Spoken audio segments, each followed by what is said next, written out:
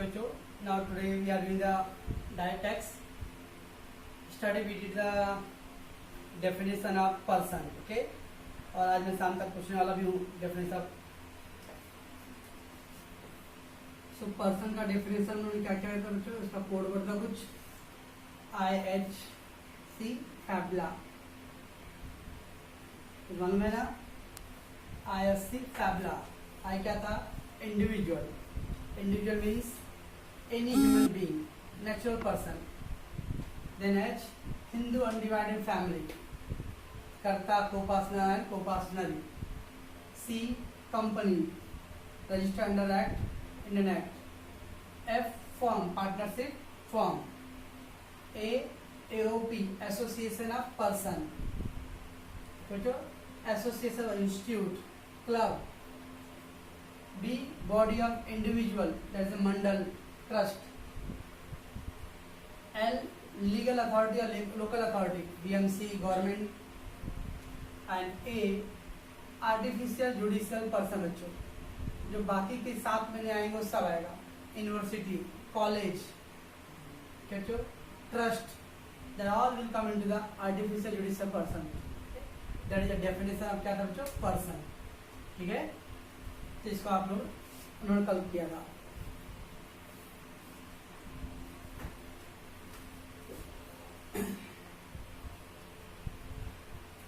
Let's बच्चों, there is two word, regressive versus progressive. The day before study वाले video में था progressive and regressive.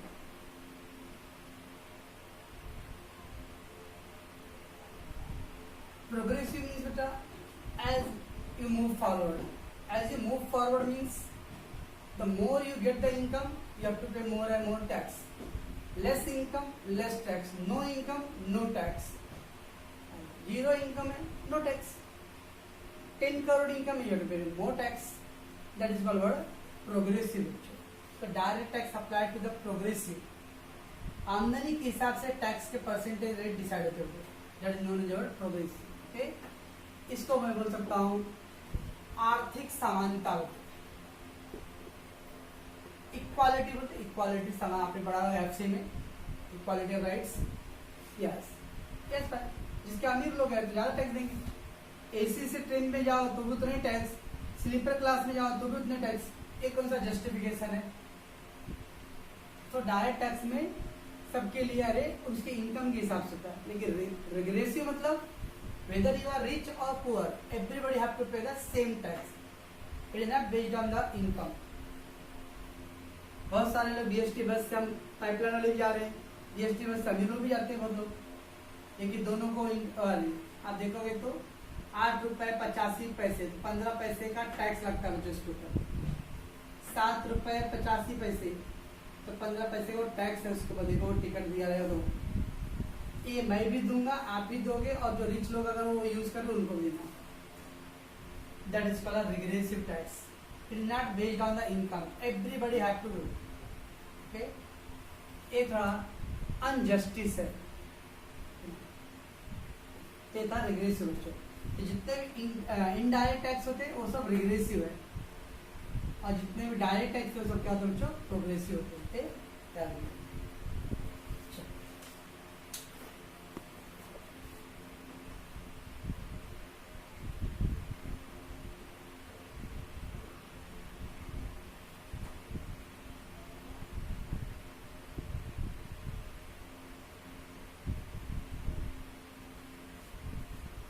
Now student, there is a two word, previous year and assessment year.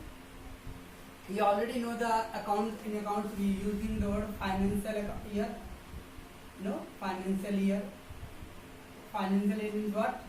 It starts from the 1st April and that will end to the 31st March. ये 12 महीने के period को दोनों financial year, right बच्चों? Any year start from the 1st April and end on the next of the 31st March, that is called a financial year. Okay, वो आपको मालूम है अकाउंट्स में।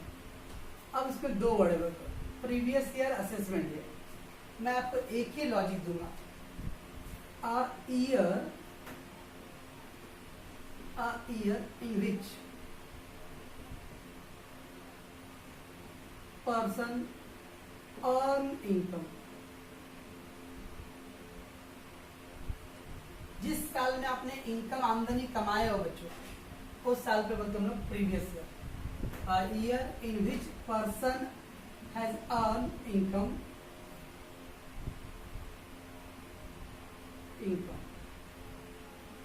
that year is called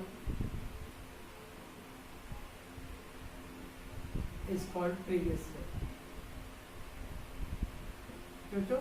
आप जो साल में भी आपने इनकम अर्न किया रहेगा उस साल को क्या बोलते हैं हम लोग? Previous year. A year in which has person has earned income, that year is called a previous year. क्यों? On that income अगले साल में क्या करना पड़ता है बच्चों? टैक्स भरना पड़ता है. It is called our assessment year.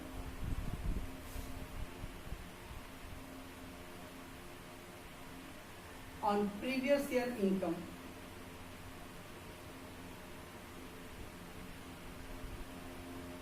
we have to pay tax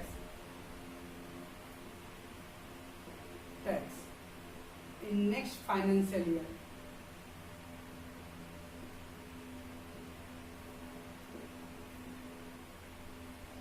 Is called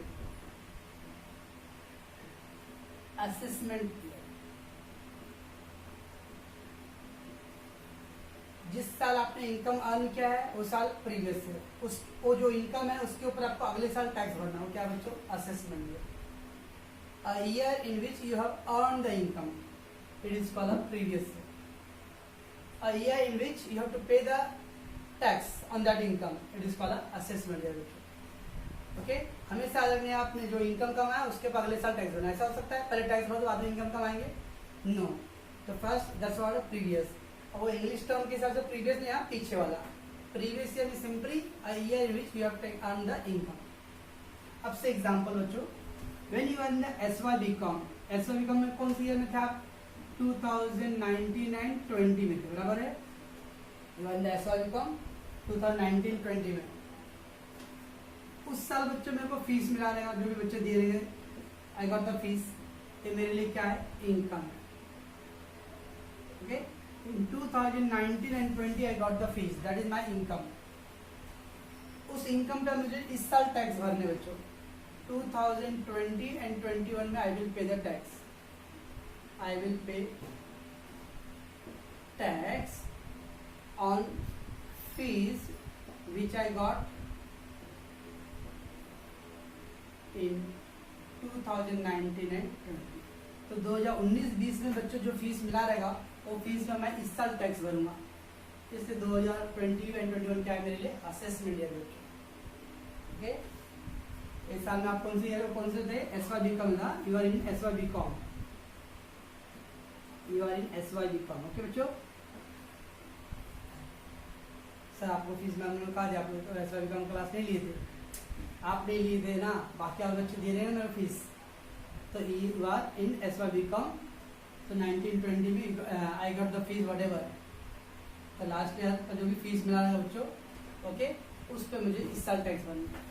अब इस साल मुझे अगर फीस मिलेगा बच्चों 20 एंड 21 में I am getting the fees. I will get fees इस साल में. इस पर टैक्स कब भरना रहेगा बच्चों? 2021 and 22 में I will pay the tax. I will pay tax. बच्चों तो जिस साल भी आपको इनकम हो रहा है, फीस का एग्जाम्पल सैलरी है. ओके आपने जो भी सैलरी मिला रहेगा, लास्ट ईयर जो सैलरी मिला रहेगा, क्योंकि अपना फाइनेंस ईयर क्या होता है 31 मार्च तक. मार्च तक के पहले का जितना भी सैलरी रहेगा बच्चों वो आपका प्रीवियस ईयर का इनकम हो गया. उस पर टैक्स भरना है मार्च के बाद से.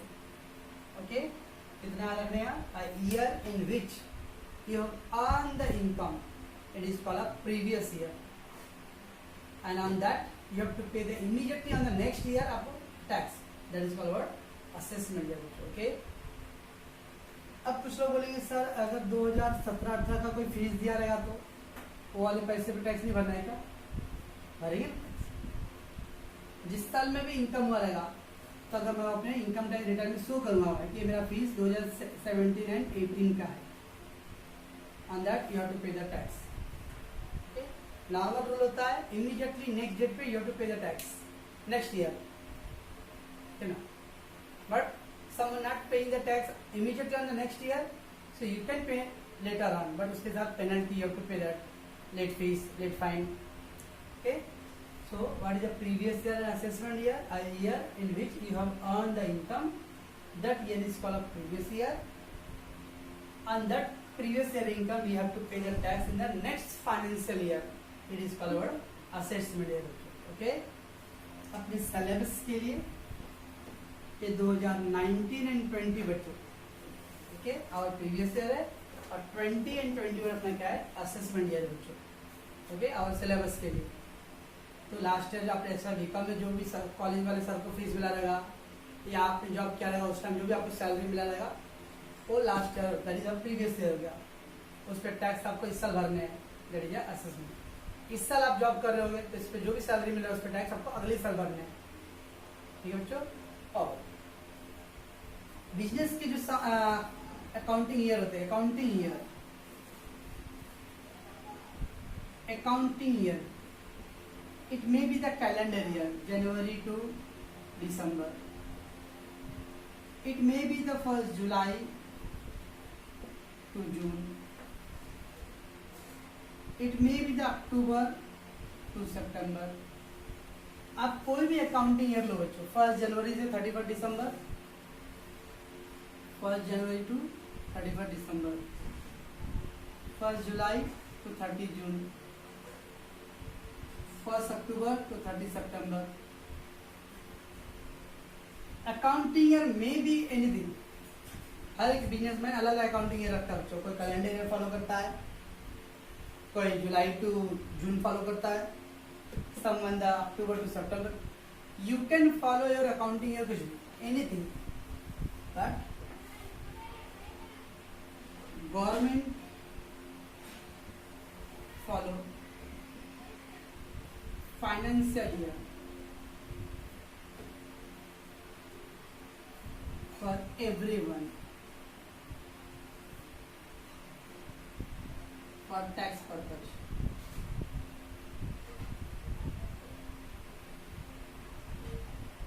सोचो आप, मैं अभी अपना अकाउंट कर रहा हूँ, मैं बोलूँगा कैलेंडर भाई जनवरी से, जिससे मान लो मैं हूँ, अब हम लोग नॉर्मली 15 मई को क्लास स्टार्ट करते हो बच्चों वैकेशन के बाद, या 20 मई, तो चलो हम लोग ले लेते हैं जून का ले लिया, या फर्स्ट जून से स्टार्ट कर दिया, और 1 जून से 12 महीने स्टार्ट करना है, 1 जून से 1 अप्रैल और 31 मई तक का, ठीक है. 12 महीना हो गया हमारा. कुछ लोग का बिजनेस स्टार्ट होगा 1 अप्रैल, 1 मई 30 अप्रैल.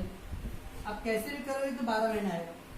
आप कुछ भी करो, बट गवर्नमेंट हमेशा क्या रखता है, government follow financial year. Financial मतलब बच्चों April to March.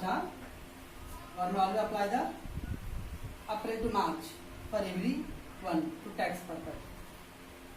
So individual can apply any accounting year. आप अकाउंट किसी भी ईयर में अप्लाई करो, जनवरी से दिसंबर, जुलाई से जून, अक्टूबर से सितंबर.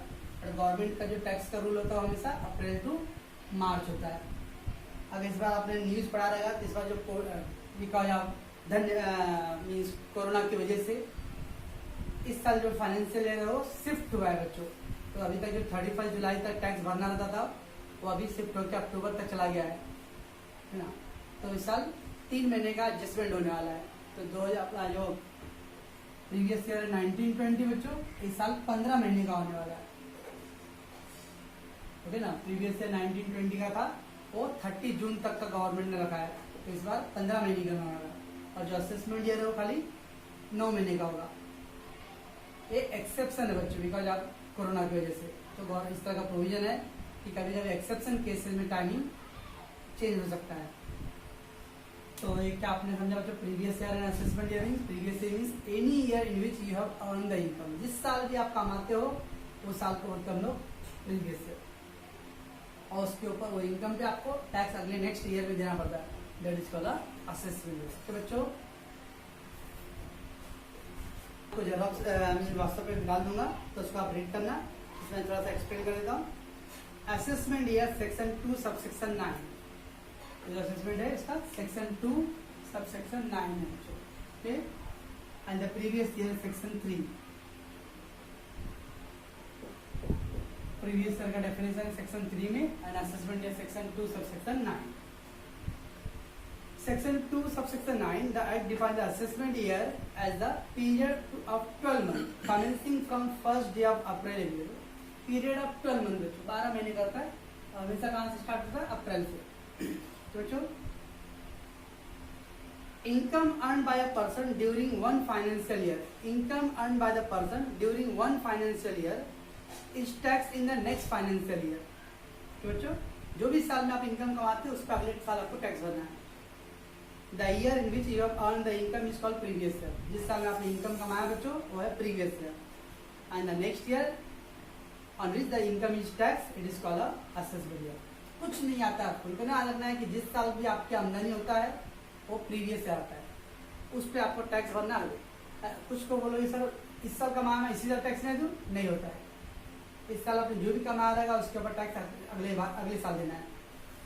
इस साल में किस पे टैक्स दूंगा बच्चों? जो पिछले साल का इनकम हुआ रहेगा, यू नो. ओके बच्चों, and next previous year, the section 3 define that the purpose of tax. The previous year means the financial year immediately preceding the assessment year. अब असेसमेंट ईयर के पीछे वाला साल तो बोला बच्चों 2018-19, ये मेरा असेसमेंट ईयर बच्चों. तो उसके पीछे कौन सा ईयर आएगा बच्चों? 17 एंड 18, ये क्या रहेगा? Previous year. If someone say 15-16 is the assessment year, so what is that? So the 14 and 15 will be the your previous, ठीक है? Just preceding, preceding मतलब पीछे वाला, बच्चों. So ये था बच्चों previous year और assessment year, okay? Next है बच्चों assessing. We already heard about the person, okay बच्चों? और मैंने आपको इंट्रोडक्शन में बोला रहेगा every person of every citizen have to pay the tax. हर एक नागरिक को देना पड़ता है. तो जब मैं ये बोला रहेगा तो क्या आप टैक्स दे रहे हो? 10 साल का बच्चा दे रहा है टैक्स, कौन देगा tax? That is called assessee. Who is liable to pay the tax? All the 130 crore की आबादी है, लेकिन 130 करोड़ सब लोग नहीं देंगे टैक्स. तो जो टैक्स देने योग्य है, देना तो सबको देना है, समझ नहीं टेक्निकल वर्ड. 130 करोड़ के लोग सब लोग टैक्स देंगे. इसमें कोई एक्सेप्शन नहीं भाई कि हिंदू जाति को, हिंदू धर्म वाले को नहीं देना है, या मुस्लिम वाले को नहीं देना है, या क्रिश्चियन को नहीं देना है. ऐसा किसी धर्म के हिसाब से नहीं है. बड़ी जात छोटी जात के हिसाब से ऐसा डिवाइड नहीं हुआ है. पूर्वांचल के लोग, पूर्वांचल मतलब northern eastern part, Meghalaya, Tripura, Manipur बहुत गरीब राज्य है, चलो लोग टैक्स नहीं भरना है. बिहार, उड़ीसा गरीब राज्य है, उनको टैक्स नहीं भरना है. इस तरह का डिवीजन नहीं है बच्चों. That's why it is called every person, every citizen of India have to pay the tax. Okay बच्चों, हर एक नागरिक को देना है टैक्स, ये तो क्लियर है. अब वो हर एक नागरिक में जिसका कैपेबल वही देगी ना बच्चों. दो जो आर कैपेबल, जिसका इनकम वो टैक्स भरेंगे. That is called word assessee. मतलब बच्चों the assessee means who is capable, who is liable to pay the tax. अब जब मैं कैपेबल वर्ड नहीं यूज करूंगा, कैपेबल मतलब योग्य बच्चों. तो अगर भाई जो योग्य वो लोग टैक्स भरो, तो आपको मालूम है कि इंडिया में कोई योग्य कितने टैक्स है? None of. कोई बोलेगा नहीं कि मैं योग्य हूँ टैक्स देने के. इसलिए उसके वर्ड है लाइबल. किसके ऊपर टैक्स आएगा? Okay, that is assessee. What is assessee? The person who is liable to pay the tax, fine, penalty. Fine penalty क्यों? अगर लेट हुआ है तो आपको टैक्स के बाद भरना है, with along with the late fees. बच्चों, so I read that as per section 2 subsection 7, assessee means the person by whom any tax or any sum of money is payable under the act. Payable, that's the word liable. जो tax दे सकता है, okay, जिसके ऊपर tax का amount आ रहा है, that is the person you call assessee. A person is liable to pay the tax as well as the interest, penalty, fine. क्यों interest बच्चों? लेट फीस के लिए इंटरेस्ट. आपने कुछ अगर इनकम छुपा के रखा है तो आपको पेनल्टी भरना पड़ेगा, okay, under the income tax act. So basically an assessee is means a person who liable to pay the tax, interest and penalty. Okay बच्चों, तो जो लोग टैक्स, इंटरेस्ट एंड पेनल्टी जिसके ऊपर लगता है वो पर्सन क्या बच्चों, असेसी। तो एक बार अगर हिंदी में वर्ड बोलूं बच्चों, टैक्स देने योग्य लोग। ओके, नॉट ऑल 130 करोड़ की पब्लिक टैक्स देगा, बट इसमें से कितने लोग टैक्स देने हैं, that is called word assessee बच्चों। ओके, ऐसा आपको मैं बताऊं, आपने डेनमार्क कंट्री सुना है, डेनमार्क, नीदरलैंड सुना, नीदरलैंड। ये दुनिया के दो ऐसे देश है, डेनमार्क और नीदरलैंड, जहाँ पे वहाँ पे जितने भी 18 ईयर से ज़्यादा के बच्चे लोग हैं वो 100% लोग टैक्स भरते हैं। Denmark and Netherland 18 years plus के जो भी लोग हैं वो सब लोग 100% they are paying the tax. Okay, they are first country where all assessee paying the tax। all assessee मतलब 18 साल से नीचे वाले नहीं बच्चों।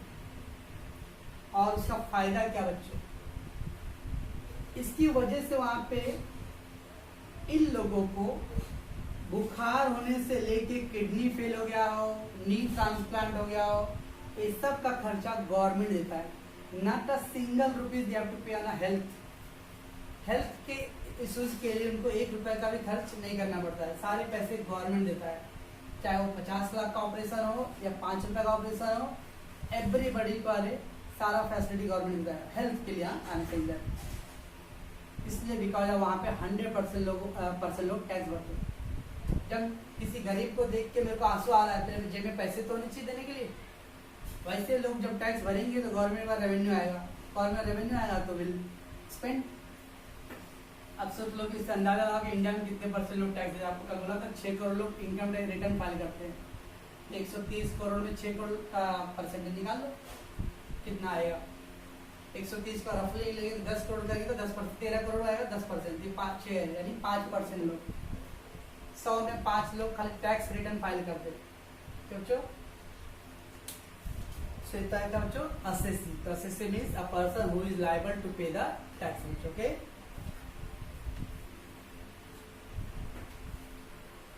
डेफिनेशन के कुछ पॉइंट्स है बच्चों। Assessee means the person who is liable to pay tax, interest and penalty. Already said that a person whose assessment of income, loss or refund of is pending। assessment of income बच्चों, assessment of income means बच्चों कभी कभी क्या होता है, कुछ income आपने कमाया तो है लेकिन आपके हाथ में रिसीव नहीं हो, आउटस्टैंडिंग है। ओके बच्चों, लॉस और रिफंड इज पेंडिंग, बिजनेस में नुकसान हो गया बच्चों, और सर नुकसान पर टैक्स भरना है। यस, जब हमको इनकम होता है तो पॉजिटिव इनकम है बच्चों, लेकिन अगर लॉस हो गया तो इसको बोलते हैं नेगेटिव इनकम। नेगेटिव इनकम तो नेगेटिव इनकम पे टैक्स नहीं भरना रहेगा, ठीक है ना, लेकिन उसको हम दिखाएंगे। प्रॉफिट हुआ तो पॉजिटिव इनकम और लॉस हुआ तो negative income.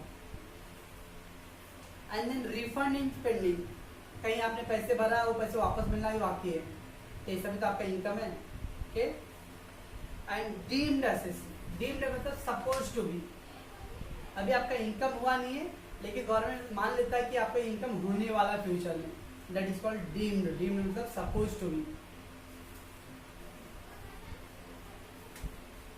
deemed means supposed to be।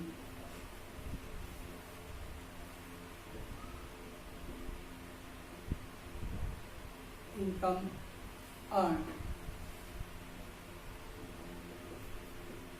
earned in future।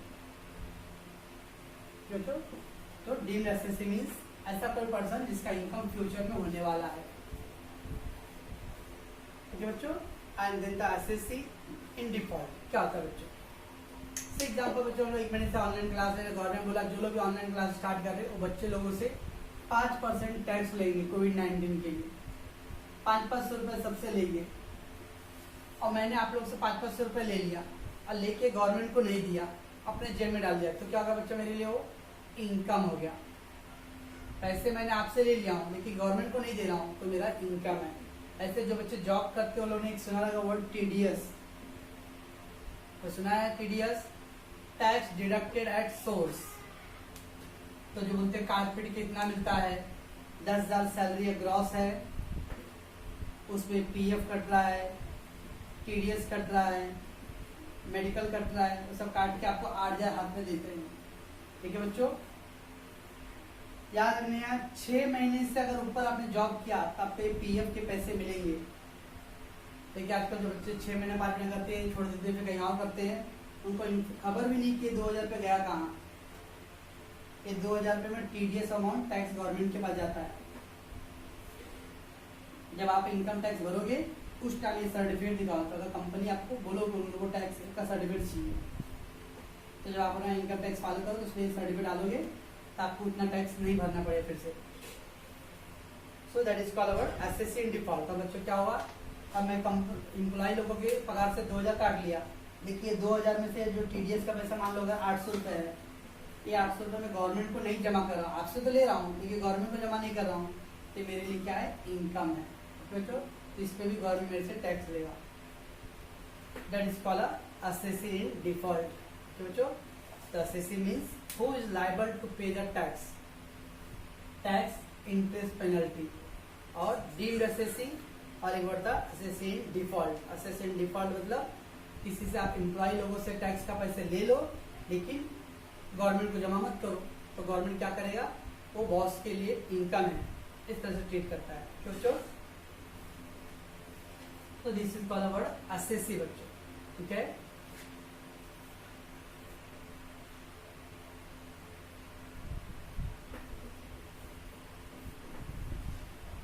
Now the income under section 2 subsection 24, ये सेक्शन भी याद करना है इधर शॉर्ट नोट्स के लिए। इनकम सेक्शन 2 सबसेक्शन 24 बच्चों। So what are the income, तो देयर इज अ लिस्ट है बहुत सारे, okay. Profit and gain, profit and gain मतलब आने बच्चों 10,000 का मशीन है और अपने 12,000 मिल जाए तो क्या होगा बच्चों, 2,000 का प्रॉफिट, ओके। देखा गया बच्चों इनकम। 10,000 का मशीन है, 8,000 बेच जाए तो बच्चों 2,000 का लॉस। इसको क्या बोलते हैं हम लोग, नेगेटिव इनकम बोलते हैं, नेगेटिव इनकम। अगर आपका कोई और इनकम उसमें से 2,000 रुपये वो माइनस होगा, लॉस आपका, negative income. Dividend, share market में पैसे लगाए हो तो वहां से क्या मिलता है आपको, dividend. Next voluntary contribution receive, voluntary बच्चों, वॉलेंट्री मतलब अपनी मर्जी से, इच्छा से। आप कंपनी में काम कर रहे हो, कंपनी में जब रिटायर हो रहे हो तो कंपनी आपको कुछ पीएफ दे रहा है, ग्रेच्युटी दे रहा है, इस तरह का पैसे जो है तो भी आपके लिए इनकम है बच्चों, ओके। उस पर और भी डिटेल में जाएंगे। चैरिटेबल और रिलीजियस ट्रस्ट, कोई बहुत सारे ट्रस्ट वाले होते हैं जो बच्चों के स्कूल का फीस वो दे रहे हैं या और भी कुछ ग्रांट्स देते हैं, that is charitable and religious trust. Specified institution, ISRO सुने हो, इंडियन स्पेस रिसर्च ऑर्गेनाइजेशन। अब उनको भी बहुत सारे बिजनेसमैन बहुत सारे क्या करते हैं, फंड देते हैं, क्योंकि अल्टीमेटली उनको रिसर्च करने को पैसा आता कहाँ से, तो अलग अलग से डोनेशन मिलता है बच्चों के, तो एक तरह का इनकम हो गया बच्चों। नेक्स्ट है बच्चों परक्यूजिट, जब जॉब करेंगे और आप अच्छे पोस्ट पे जॉब पे हो बच्चों तो गवर्नमेंट कंपनी आपको रहने के लिए रूम देता है। अगर आपको रूम में नहीं रहना है तो बोले ठीक भाई, वो रूम का जितना अमाउंट है वो मेरे को दे दो, दैट इज रेंट। मेडिकल का खर्च पेमेंट करता है गवर्नमेंट कंपनी, ये सब बोलते वर्ड परक्यूजी। तो परक्यूजी मीन्स कंपनी की तरफ से आपको जो फैसिलिटी मिलता है उसको बोलते हैं परक्यूजी। पर मतलब बेनिफिट्स, परक्यूजिट्स। नेक्स्ट है स्पेशल अलावेंस, बहुत सारे कंपनी आजकल अपने एम्प्लॉय लोगों को स्ट्रेस कम करने के लिए पिकनिक भेजता है या गांव जाने के लिए 1 महीना 15 दिन छुट्टी दे देता है ना, उसका भाड़ा भी गवर्नमेंट कंपनी देता है, इसको बोलते हैं स्पेशल अलावेंस बच्चों, okay. Then dearness allowance, dearness allowance मतलब महंगाई भत्ता हिंदी में बोलते हैं बच्चों। ये ज़्यादातर सरकारी गवर्नमेंट जॉब में मिलता है। तो गवर्नमेंट जॉब में क्या होता है बच्चों, कुछ लोग होंगे जो सरकारी नौकरी का फॉर्म के बारे में पढ़ते रहेंगे घर में कोई, तो 5वां वेतन आयोग, 6ठा वेतन आयोग, 7वां वेतन आयोग, पे कमीशन होता है बच्चों गवर्नमेंट के लिए। तो उसमें क्या होता है ना, जैसे प्राइवेट में हर साल इंक्रीमेंट नहीं होता सैलरी का, गवर्नमेंट में क्या होता है तो हर 5-6 साल में इंक्रीमेंट होगा। अब 5 साल में इंक्रीमेंट होगा तो मान लो जैसे 2020 में, अब 2020 में मैं 25,000 तो जॉब पे कर रहा हूँ तो 2025 तक भी मेरा उतरे रहेगा। तो तो महंगाई तो बढ़ता जाएगा। तो डोंट वरी, ये 25,000 तो फिक्स हो गया आपका, और उसके साथ रहेगा कि हर साल आपका 10% जो है डीए मिलेगा। डीए मीन्स अलावेंस, मीन्स महंगाई जैसे जैसे बढ़ेगा, इसलिए आपको गवर्नमेंट 10% रखा है कि हर साल आपका महंगाई बढ़ रहा है, तो आपके 25,000 में 10% ऐड हो जाएगा। आप कान इधर से पकड़ो या कान इधर से पकड़ो, प्राइवेट कंपनी में वर्ड बोलते हैं इंक्रीमेंट, और गवर्नमेंट वर्ड यूज करता है डीए, डियरनेस अलावेंस। हर साल आपके सैलरी में 10% 5% ऐड करेगा। क्यों बच्चों? बेनिफिट्स एंड परक्यूजिट्स, और भी बेनिफिट है। मान लो कोई रिलेटिव्स हैं, उनके पढ़ाई का खर्चा, भाई बहन आ रहे पढ़ने के लिए, आप जॉब कर रहे हो, आप एक आपके भाई बहन आपके साथ रहते हो और वो लोग पढ़ाई कर रहे हैं, तो उनका खर्चा है ना। या कहीं घूमने जाने के लिए गाड़ी मोटर चाहिए था, तो कंपनी का गाड़ी यूज कर रहे हो, इस तरह से। बच्चों ये सब पूरा डिटेल दिया हुआ है, यू हैव टू स्टडी, और जो जो वर्ड अगर आपको नहीं आ रहेगा उसको टिक करके आप मुझे बताना, मैं आपको बताऊंगा। नेक्स्ट के अंदर बच्चों profit on sale of import license. कभी कभी जो हम लोग इम्पोर्ट एक्सपोर्ट करने के लिए लाइसेंस तो लिए हैं, लेकिन 2-3 महीने के बाद मैं ऐसा लग रहा मूड कर रहा है कि बिल्कुल बिजनेस नहीं करना है, ओके, तो मैं लेकिन लाइसेंस तो ले लिया हूँ। लाइसेंस हो गया, आपने ये सुना है क्या बोलते हैं हम लोग, आगे नहीं करना था लाइसेंस, क्या कर सकते हो, आपको ट्रांसफर कर सकते हो, सोल्ड कर सकते हो, तो उस पर जो प्रॉफिट होता है ओके, परमिट है बच्चों, ओके। तो ये सब चीज़ आप ट्रांसफर कर सकते हो, उस पर आपको जो भी है, अगर मान लो अगर 10,000 का है, सामने वाले को आपने 11,000 भेज दिया, तो 1,000 रुपये आपको एक्स्ट्रा हो, प्रॉफिट हो गया।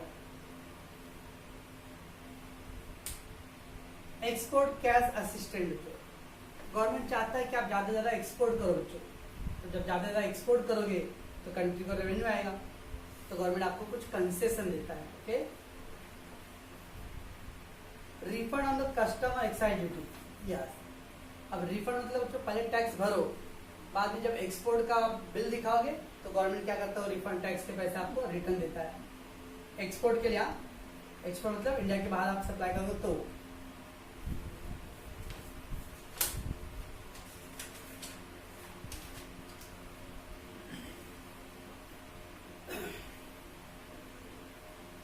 देन बच्चों यहाँ पे विनिंग फ्रॉम लॉटरी, लॉटरी से जीतते हैं, केबीसी इस तरह की जो भी जीता रहेगा, that is winning from lottery. Capital gain, capital gain मतलब कोई प्रॉपर्टी खरीदे हो, 2-3-4 साल 5 साल के बाद आपने बेच दिया, जैसे वो तो बिल्डर लोग क्या करते हैं, जहाँ सस्ता जमीन खरीदते रखे रहते